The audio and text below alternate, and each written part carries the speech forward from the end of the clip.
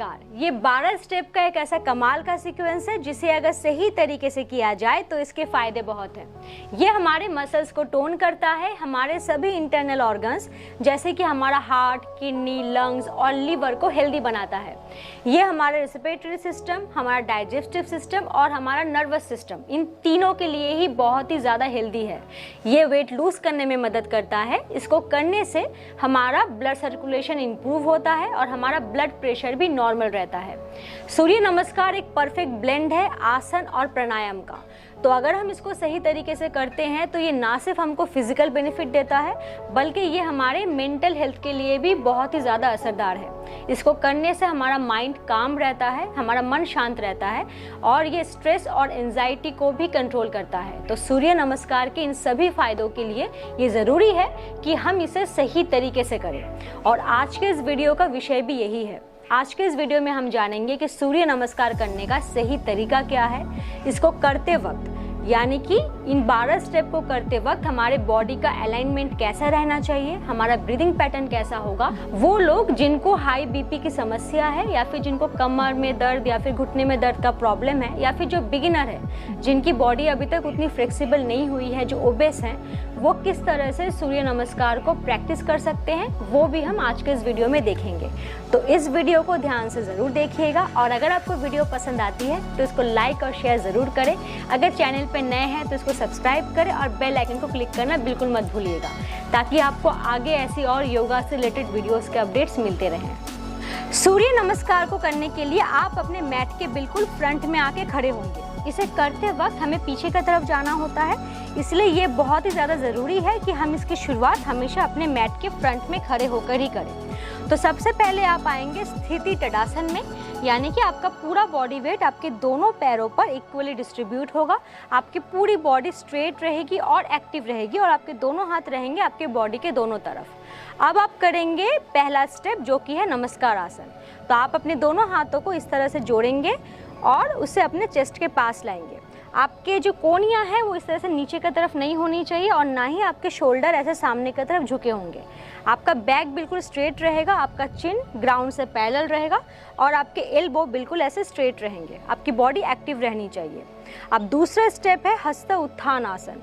तो अब यहाँ पर आप इनहेल करेंगे यानी कि सांस लेंगे और अपने दोनों हाथों को ऊपर की तरफ स्ट्रेच करेंगे और अपने लोअर बैक से आप पीछे की तरफ बेंड करेंगे। अब यहाँ पर आपको जिन बात का ध्यान देना है वो ये है कि आपके दोनों हाथों के बीच का जो डिस्टेंस है वो आपके शोल्डर लेंथ का होगा और आपको बेंड करते वक्त अपने लोअर बैक से बेंड करना है, यानी कि आपका जो पैर है वो मुड़ना नहीं चाहिए, आपके घुटने बेंड नहीं होंगे। आप अपने लोअर बैक से पीछे की तरफ जितना बेंड कर सकते हैं आप उतना बेंड करेंगे और आपके कान आपके एल्बो के पास रहने चाहिए, यानी कि आप जितना अपने हाथों को पीछे की तरफ लेंगे आप उतना ही अपने सर को ड्रॉप करेंगे। तो एक बार मैं आपको फिर से करके दिखाती हूँ, आप ध्यान से देखिए। आप नमस्कार आसन में हैं, यहाँ से आप दोनों हाथों को ऊपर की तरफ लेंगे और अपने लोअर बैक से पीछे की तरफ बेंड करेंगे सांस लेते हुए, यानी कि इनहेल करते हुए।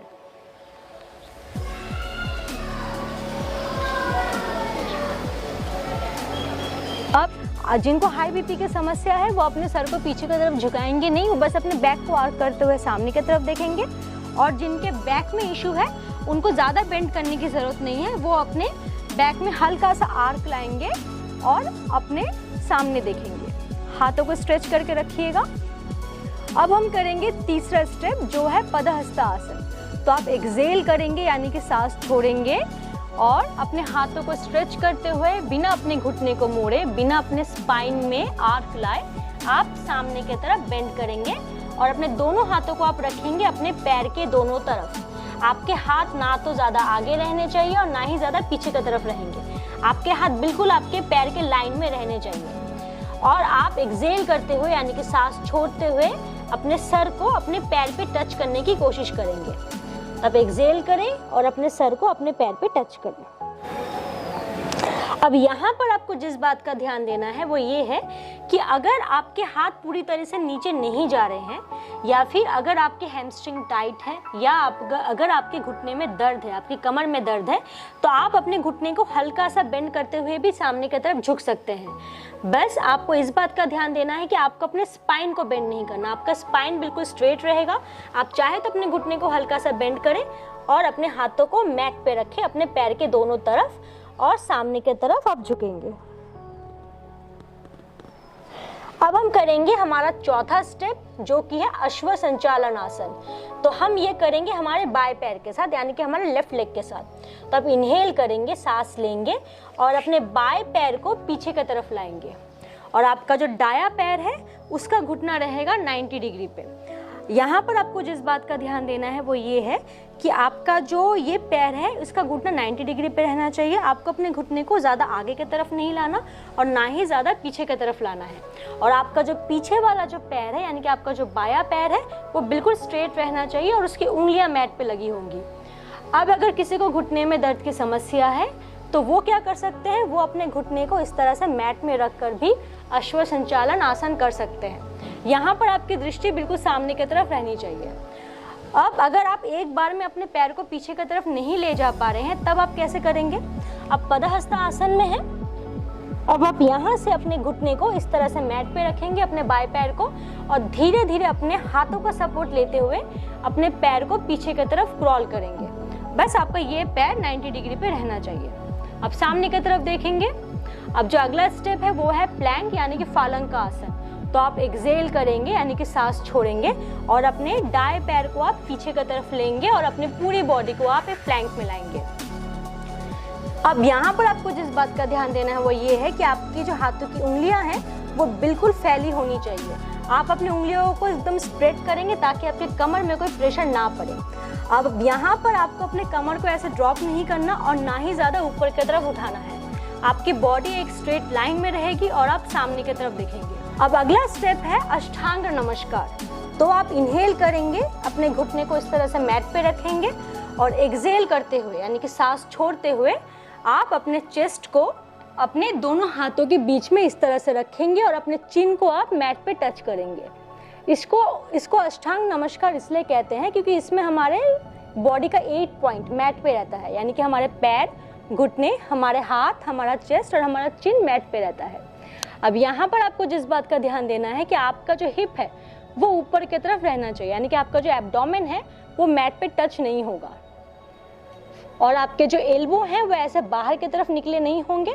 आपको अपने एल्बो को अंदर की तरफ, अपनी बॉडी की तरफ आपको लाना है।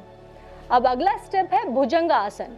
तो आप इनहेल करेंगे, यानी कि सांस लेंगे और अपनी अपर बॉडी को ऊपर की तरफ लिफ्ट करेंगे। अब यहाँ पर आपके जो पैरों की जो उंगलियां हैं वो ऐसे बाहर की तरफ स्प्रेड होंगी, आपके पैर आपस में जुड़े होंगे, और आपका जो एल्बो है वो स्लाइटली बेंड होगा, और आप अपने सर को ड्रॉप करेंगे पीछे की तरफ। अब जिनको हाई बीपी की समस्या है वो अपने सर को पीछे ड्रॉप नहीं करेंगे, वो बस अपने लोअर बैक से बेंड करेंगे और सामने की तरफ देखेंगे। और जिनको कमर दर्द की समस्या है उनको ज़्यादा बेंड करने की ज़रूरत नहीं है, वो स्लाइटली बेंड करेंगे और अपने एल्बो को बेंड रखेंगे ताकि उनके कमर पे ज़्यादा प्रेशर ना पड़े। और आपके जो शोल्डर है वो आपके कान से दूर रहने चाहिए। अब अगला स्टेप है पर्वत आसन। तो आप एक्सेल करेंगे, यानी कि सांस छोड़ेंगे, अपने पैरों की उंगलियों को आप इस तरह से मैट पे लगाएंगे और अपनी बॉडी को उल्टे वी के शेप में लाएंगे, और अपने हील को आप मैट पे टच करने की कोशिश करेंगे। अब यहाँ पर जिनके घुटने में दर्द है या फिर जिनको साइटिका की समस्या है वो अपने घुटने को हल्का सा बेंड रख सकते हैं, अपने हील को हल्का सा उठा के वो रख सकते हैं। बाकी लोग कोशिश करेंगे अपने हील को मैट पे टच करने की, अपने हाथों की उंगलियों को आप स्प्रेड करेंगे और अपने एब्डोमेन को अंदर की तरफ खींचेंगे। अब अगला स्टेप है अश्व संचालन आसन।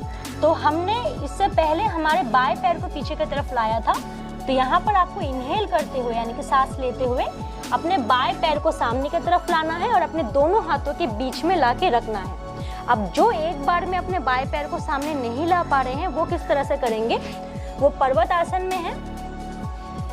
अब यहाँ पर अपने दाएं पैर को आप पहले मैट पे रखेंगे, फिर अपने बाएं पैर को आप इस तरह से मैट पे रखेंगे।